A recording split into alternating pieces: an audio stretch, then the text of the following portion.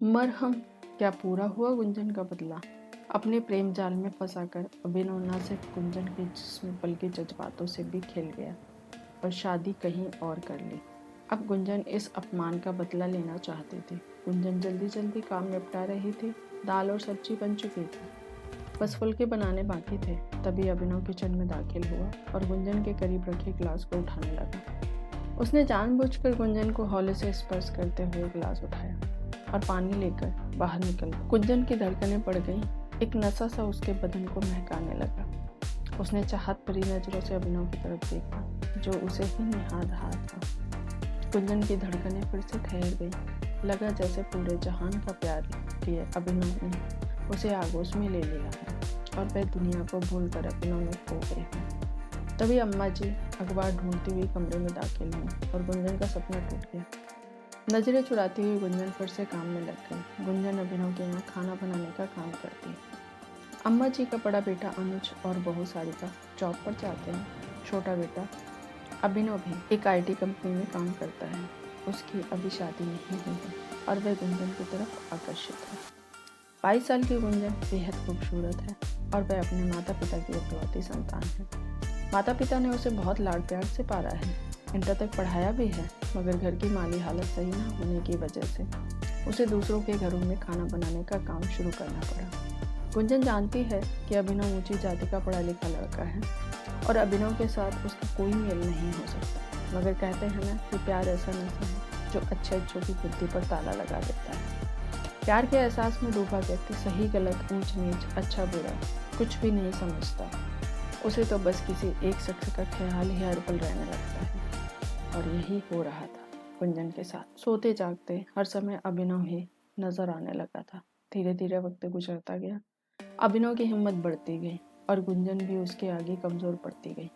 एक दिन मौका देखकर अभिनव ने उसे बाहों में भर लिया। गुंजन ने खुद को छुड़ाने का प्रयास करते हुए कहा, अभिनव जी, अम्मा जी ने देख लिया तो क्या सोचे? अम्मा सो रही हैं। गुंजन, तुम उनकी चिंता मत करो। बहुत मुश्किल से आज हमें ये पल मिले हैं, इन्हें यूं ही बर्बाद ना करो। मगर अभिनव जी, ये सही नहीं है। आपका और मेरा कोई मेल नहीं। गुंजन अब भी सहज नहीं थी। ऐसी बात नहीं है गुंजन, मैं तुझसे प्यार करने लगा हूँ। प्यार में कोई छोटा बड़ा नहीं होता, बस मुझे इन जुल्फों में कैद हो जाने दें। गुलाब की पंखड़ी जैसे इन लबों को एक दफ़ा छू लेने दें। अभिनव किसी भी तरह गुंजन को पाना चाहता था। गुंजन अंदर से डरी हुई थी, मगर अभिनव का प्यार उसे अपनी तरफ खींच रहा था। आखिर गुंजन ने भी हथियार डाल दिए। वह एक प्रेयसी की भांति अभिनव के सीने से लग गई। दोनों एक दूसरे के आलिंगन में बंधे प्यार की गहराई में डूबते रहे। जब होश आया तो गुंजन की आंखें छलछला आईं। वह बोली, आप मेरा साथ तो दोगे ना? जमाने की भीड़ में मुझे अकेला तो नहीं छोड़ दोगे? पागल है क्या? प्यार करता हूँ, छोड़ कैसे दूंगा? कहकर उसने फिर से गुंजन को चूम लिया। गुंजन फिर से उसके सीने में दुबक गई। वक्त फिर से ठहर गया। अब तो ऐसा अक्सर होने लगा। अभिनव प्यार का दावा करके गुंजन को करीब ले आता। दोनों ने प्यार के रास्ते पर बढ़ते हुए मर्यादा की सीमा रेखाएं तोड़ दी थी। गुंजन प्यार के सुहाने सपनों के साथ एक सुंदर घर संसार के सपने भी देखने लगी थी। मगर एक दिन वह यह देखकर हैरान रह गई कि अभिनव के रिश्ते की बात करने के लिए एक परिवार आया हुआ था। माँ बाप के साथ एक आधुनिक, आकर्षक और स्टाइलिश लड़की बैठी थी। अम्मा जी ने गुंजन से कुछ खास बनाने की गुजारिश की तो गुंजन ने सीधा पूछ लिया, ये कौन लोग हैं अम्मा जी? ये अपने अभी को देखने आए हैं। इस लड़की से अभी की शादी की बात चल रही है। सुंदर है ना लड़की? अम्मा जी ने पूछा तो गुंजन ने हाँ में सिर हिला दिया। उसके दिलो दिमाग में तो एक भूचाल सा आ गया हो। उस दिन घर जाकर भी गुंजन की आंखों के आगे उसी लड़की का चेहरा घूमता रहा। आंखों से नींद कोसों दूर थी। अगले दिन जब वह अभिनव के घर खाना बनाने गई तो सबसे पहले मौका देखकर उसने अभिनव से बात की। ये सब क्या है अभिनव जी? आपकी शादी की बात चल रही है। आपने अपने घर वालों को हमारे प्यार की बात क्यों नहीं बताई? नहीं गुंजन, अपने प्यार की बात मैं उन्हें नहीं बता सकता। मगर क्यों? क्योंकि हमारा प्यार समाज स्वीकार नहीं करेगा। मेरे माँ बाप कभी नहीं मानेंगे कि मैं एक नीची जाति की लड़की से शादी करूँ। अभिनव ने बेशर्मी से कहा। तो फिर प्यार क्यों किया था आपने? शादी नहीं करनी थी तो मुझे सपने क्यों दिखाए? तड़प कर गुंजन बोली। देखो गुंजन, समझने का प्रयास करो। प्यार हम दोनों ने किया है। प्यार के लिए केवल हम दोनों की रजामंदी चाहिए थी। मगर शादी एक सामाजिक रिश्ता है। शादी के लिए समाज की अनुमति भी चाहिए। शादी तो मुझे घर वालों के कहे अनुसार ही करनी होगी। यानी प्यार नहीं? आपने प्यार का नाटक खेला है मेरे साथ में? नहीं, केवल मेरा शरीर चाहिए था।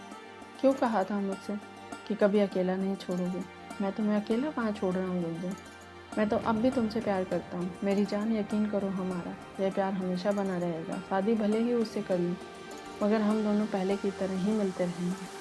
हमारा रिश्ता वैसे ही चलता रहेगा। मैं हमेशा तुम्हारा बना रहूँगा। अभि ने गुंजन को कसकर पकड़ते हुए कहा। गुंजन को लगा जैसे हजारों बिच्छुओं ने पकड़ कर रखा हो।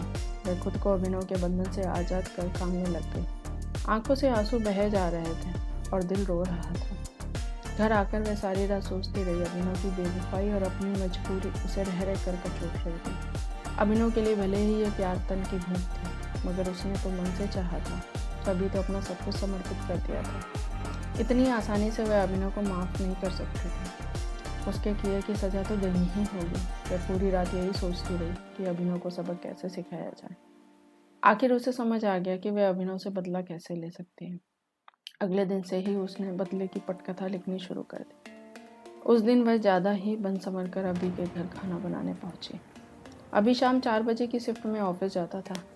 अम्मा जी हर दूसरे दिन 12 से 4 तक के लिए मंदिर जाती थी। पिताजी के पैर में तकलीफ थी, इसलिए वे बिस्तर पर ही रहते थे। आज अम्मा जी का मंदिर जाने का दिन था।